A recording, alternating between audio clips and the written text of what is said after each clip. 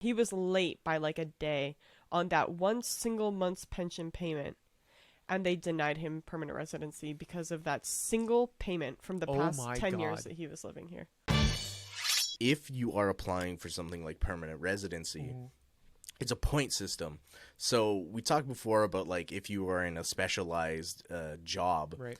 you get certain points toward becoming a permanent resident. So I think it's like if you're like a doctor or a researcher, it's like an instant 10 points. You only need 40 Yeah. points to qualify.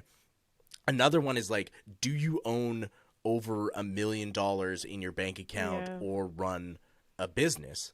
And that's another instant 10. So right there, like if you are a doctor with a lot of money, you're already halfway before you even look at any of the other stuff. And Yeah. it's like, yeah, he probably has more money than God, so he can just show up and be like, yeah, whatever. But And it's completely legal here for foreigners to own land. Right. So he probably Yeah. just bought the land and bought the house Right. that he lives in. Which does make sense. And it's, you know, for me, though, I think of like, you know, if my wife has a very specialized job where she can say, okay, I am an investigator or whatever it is, or if like I'm a doctor, and every country looks for those jobs. And I think that's what it really comes down to. And it's hard because not a lot of like the younger generation, I feel like, want that. They want the YouTube stuff or whatever it is. And for me, like if I wanted to move out there, I don't have $1 million in the bank. I'm just like, I just do YouTube stuff, right? So it would almost be like, no, you can move out here, but you're going to need a lot of backing. You know, you're going to need an agency helping you, or you're going to, whatever it is. And I've thought about that. Like my wife and I have talked about like, hey, do we want to just move to a different country for a couple of years? You know, the first one came up with Scotland because we loved it out there. In particular, Edinburgh, because Edinburgh has some of the most diverse culture I've ever experienced in a city, like outside of LA, and it was amazing. But like, we would still need that specialization. You know, I can't just be like, oh, I'm YouTuber. Right. Like, I have to wonder though, like how some of those YouTube, because I know there's like been at least recently multiple YouTubers who have moved to Japan and they're working with a company, and I have to wonder how long their tenure is going to be, because you cannot. I don't. If your goal on YouTube is producing wow, cool Japan content, right? That well will run dry eventually.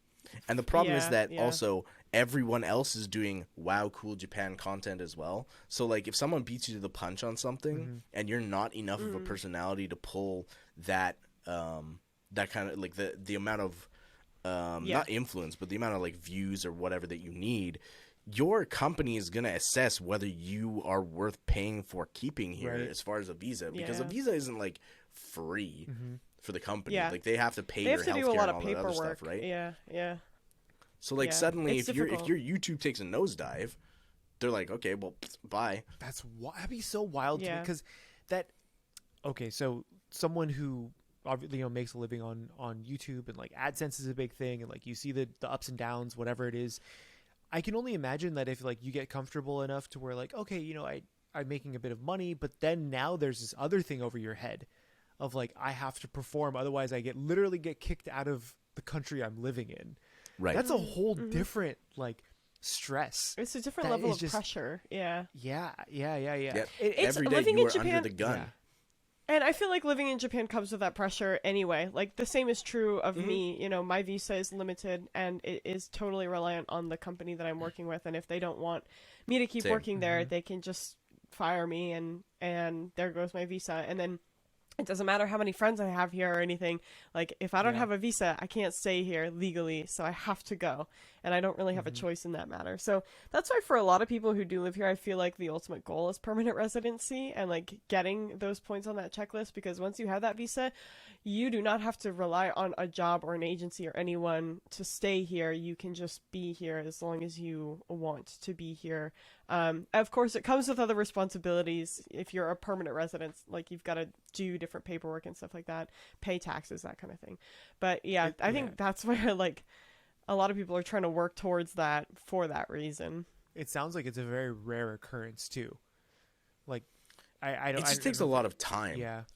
Because I think like the minimum amount of time you have to live in the country is like 7 to 10 years or something like that. It depends. I've just done a lot of research on this. It depends on where you are on the point scale. So, there you go. because it's a point system, like there's the old-fashioned way to get permanent residency was you had to live here for 10 years and also meet a series of requirements. Now, if you can get like 80 points on the point scale, it doesn't matter really how years or something like that, but it doesn't. It's not so difficult. The time component isn't as big of a deal if you meet those requirements. But in order to get 80 points, you have to be making like, $70,000 to $80,000 a year. Like, it's like you can get points from many different categories, but all those categories are like, did you go to an undergraduate school? Do you have a master's or a PhD? Which school did you go to? The school you went to also adds a bonus to your point score. How much money do you make? How old or young are you? Like, that kind of stuff is what they look at in order to give you a certain, like, the points. And those things like are difficult to obtain for sure. I had no idea that the point system was a thing. That sounds very what is it, Black Mirror? You know, like it's a little bit dystopian, right? It's a little dystopian, right? Like, oh, you have 79 points, you can't have residency, can't get in. Like, Sorry, that's right? Like you hear. I mean, or it's no, to every country their own. Can I do you one better? Because I've heard horror stories since I've been looking into this, and I've been talking with like lawyers and stuff like that. And I heard this story of this person who has been living in Japan for 10 years, met absolutely every month's pension payment. He was late by like a day on that one single month's pension payment, and they denied him permanent residency because of that single payment from the past 10 years that he was living here. Yep, that's like that's just soul shattering. Yeah, you know, like that. Yeah. I don't know. I don't want to like doom and gloom about all that stuff, but these are like real things. Yeah. You know, and here's a life hack: just get married. Yeah, yeah. Makes it a lot easier. Just go find you a nice Japanese national, you know, and just be done with it. Just go down to the shack show, sign the paper. You're good to go. You're good to go. Yep. Congratulations. It's funny that we're the FoodTaku podcast. We literally haven't talked about any of that, but I think like stuff like this is super important too, because someone like me who's always curious about what it's like to actually live out there. So this is really eye opening for me. Like I had no idea about point system. You know, I had no idea about like I've heard of the bureaucracy behind it, but at the same time, because all you think of is like gyudon, onigiri. Go down to the whatever downtown Tokyo or whatever it is. It's just like my Japanese anime. Yeah. It's just like it's all anime, bro. Leads me back to what I opened with, which is like coming here as a tourist is so fun, and you get to have all those crazy experiences. Living here, it's still fun. I still love it. Obviously, I'm here. I stuck it out through COVID when I know a lot of people left, and like David's still here too. But it's different. It's hard, and you have to be really resilient and really, I think, like kind of like optimistic for a lot of stuff to just kind of pull yourself through. So what you're saying is live on the west coast of the U.S. and just fly to Japan twice a year. Yes. Yeah. Maybe. Yeah. I have a friend who comes. Got the money. I have a friend who comes Which, 4 times a not year. Cheap. Yeah. I've got a friend who does exactly that. She comes 4 times a year. I can't sit on that. I can't sit on that plane for that long, that many times a year. Lose my mind. Okay.